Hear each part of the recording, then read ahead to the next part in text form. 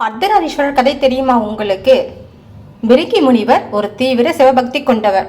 அவர் சிவபெருமானை மட்டுமே வணங்குபவர். ஒருமுறை கைலாயத்தில் சிவனும் பார்வதியும் அருகருகே அமர்ந்திருந்த போதிலும் பிரிங்கி முனிவர் பார்வதி தேவி வணங்காமல் வண்டு உருவம் கொண்டு சிவபெருமானை மட்டுமே வணங்கினார்.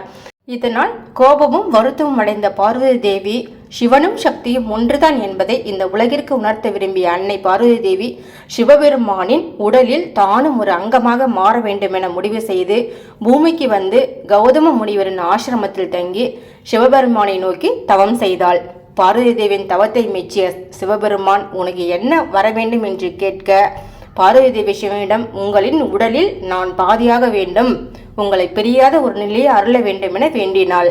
பார்வதி தேவியின் பக்தியையும் கோரிக்கையும் ஏற்ற சிவபெருமான் தனது உடலின் இடபாக்கத்தை தேவிக்கு வழங்கினார். இவ்வாறு சிவனும் சக்தியும் இணைந்ததுதான் அர்த்தநாரீஸ்வரர். தோற்றமாகும்.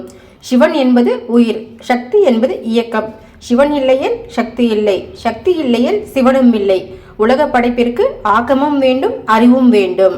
அர்த்தநாரீஸ்வரர் ஆலயம் திருச்செங்கோட்டின் மலை உச்சியில் உள்ளது.